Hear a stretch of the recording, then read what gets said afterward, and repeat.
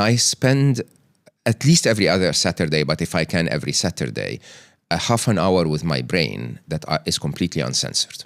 So I set a timer to 30 minutes. I flip my phone down so I don't see the time. And I write down every thought that comes to my brain. Okay?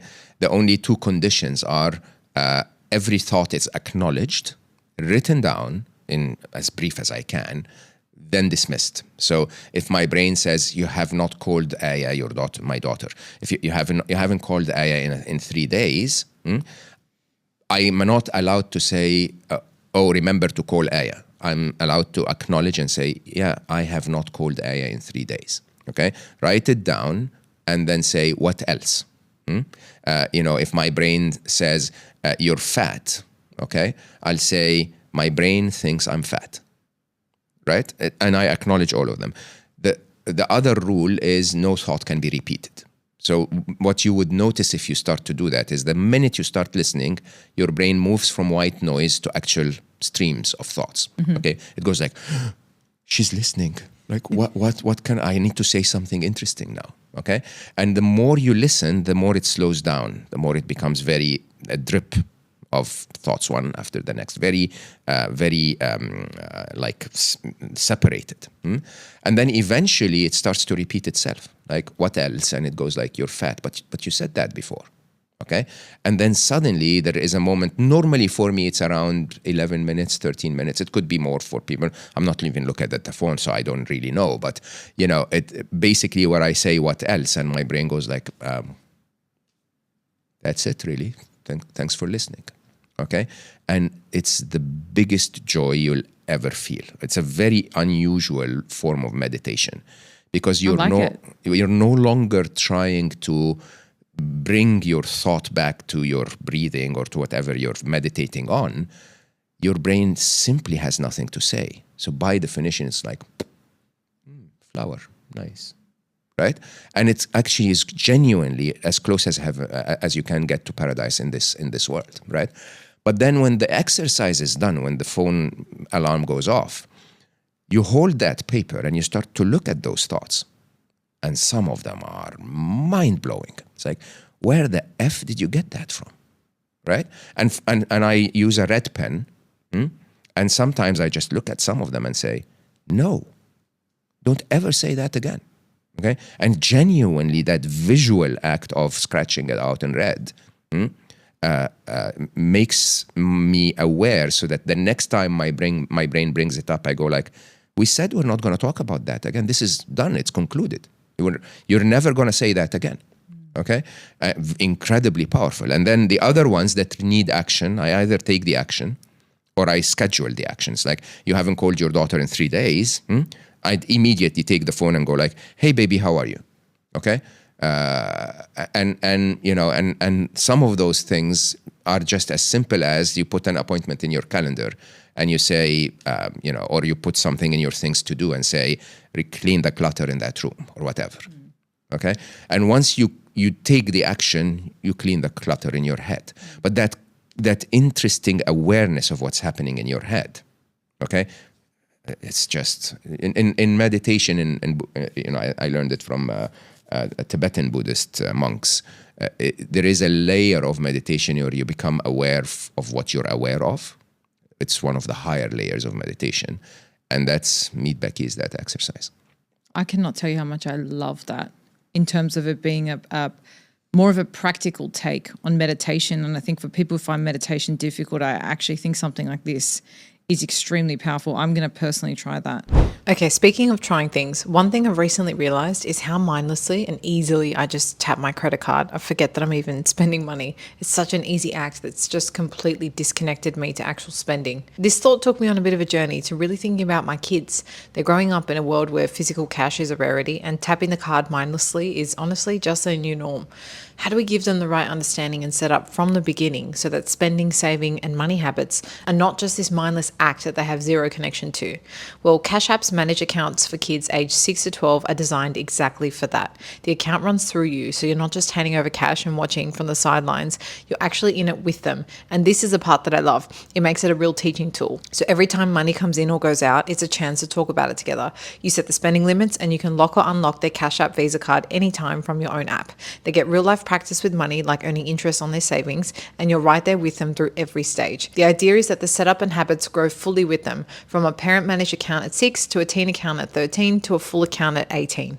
And the best part, there are no subscription fees, because building money habits should not cost your family extra. If you're ready to start teaching money habits without adding more stress to your plate, download the Cash App and set up a managed account for your child today. For a limited time, new Cash App customers who are parents can use our exclusive referral code FAMILY10 to earn $10. Just download the Cash App, enter the referral code in your profile, and send $5 to a friend within the first 14 days, and you'll receive $10. Terms apply. Cash App is a financial services platform, not a bank. Banking services are provided by Cash App's bank partners. Prepaid debit cards are issued by Sutton Bank, member FDIC. Cash App Visa debit flex cards issued by Sutton Bank, member FDIC, and the bank called Bank NA, pursuant to a license from Visa USA Inc. See terms and conditions for the Sutton prepaid card, Sutton debit flex card, and bank called debit flex card. Savings and offers provided by Cash App, a Block Inc. brand. Parents and legal guardians can open a managed account for kids 6 to 12. Visit cash.app/legal/podcast for full disclosures.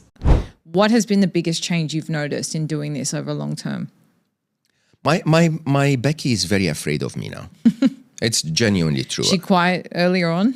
So I have been a very lucky person. I don't know how I ended up where I ended up, but I remember when I was a child. I was 7 years old, and my mom spent a chunk of her childhood in the UK, so she was very accurate on time. We Middle Easterns, we don't give a shit. But she was super interested in, I shouldn't have said that, I don't give a shit, and many of my fellow Middle Easterns. But anyway, so when I was a child, she always made sure that I would be standing waiting for the bus 5 minutes before the bus time, going to school. And I'm a warm weather creature, so winters are very difficult for me. And I remember vividly that at the time, I'd be standing waiting for the bus with my jacket and everything, but I'm freezing to the point that I'm literally shaking, shivering. And I remember that I very quickly discovered as a 7-year-old that if I focused on my breathing and I slowed down my breathing, I wouldn't feel cold anymore. Okay? And I remember that I would simply every morning feel, and then I go like, it's okay, I'm not cold. And I genuinely focus on calming my body down and breathing deeper and slower. And turns out that this is meditation, right? But many other stories in my life made me work with my brain. Like I remember vividly that when I became a manager early in my career, in my late 20s, I'm a geek, so I'm an individual contributor, and dealing with humans is annoying for us geeks. And I was like, okay, so this is your new reality now. Most of your day is going to be spent on people walking into your office and complaining. Okay, and you can either go back to your boss and say, I want to go back to coding, or continue on that path, but you have to learn how to deal with this. And so I remember vividly that I started to write down a technique where I said, okay, meetings are 30 minutes. For the first 10 minutes, I'll let them vent. As a matter of fact, I'll help them vent by asking what else happened. Mm-hmm. For the next 10 minutes, I'll ask them, what is positive about the situation? Is there anything good about this? Right? So if they're complaining that the legal team is annoying them, I'll say, but have the legal team ever done anything positive for you? Do you understand what's good about their position and so on? And then for the third 10 minutes, I'll say, so what can we do to fix it? Okay, because what's the point in venting and complaining without coming up with an action plan? Sure. And then very quickly I realized this is a fantastic way of dealing with my brain. So when my brain comes up with something negative, I go like, yeah, she's so annoying. Okay, what else did she do? How did that hurt you? Blah blah blah blah. And then for the next 10 minutes, and I would say, but can you be honest? Like, what's amazing about her? Right? And for the third 10 minutes, I'll say, and so what are we going to do about it? I mean, sometimes it's 10 minutes or sometimes it's a minute. But that's my technique with my brain. And I became very, very objective about this. And so my brain now is highly trained to go like, okay, here is what's right, here is what's wrong, and here is what we're going to do. And in a very interesting way, after a while, it skips the first parts and just says, hey, by the way, I think we're going to do this. Okay. And in many other ways, like there was a moment in time where I realized in my early 30s that I complained a lot, because being an engineer means everything has to be perfect. Mathematics have to, to add up perfectly. Code has to compile perfectly. And that life is not perfect at all. And that complaining started to annoy me. So I developed a habit at first of, when my brain tells me something is wrong, I say, so what is right? Okay. And again, very interestingly, I quickly went from, if my brain tells me something is wrong about a space, I'll say, give me 9 things that are right about it. And that kind of sort of almost punishment. And my brain generally, if you tell your brain, give me 9 good things about anything, it will find them. Okay. But that kind of punishment, because your brain is not about praise, it's a survival machine. It's always trying to find threats to its safety. Okay. So it's always looking for what's wrong, not what's right. But when you start to tell it, no, now that you told me something's wrong, tell me what's right, it starts to go like, oh, he's so annoying, I'm not going to tell him next time. Okay. And genuinely, most of the time, again, with training, it's a gym. It's like going to the gym.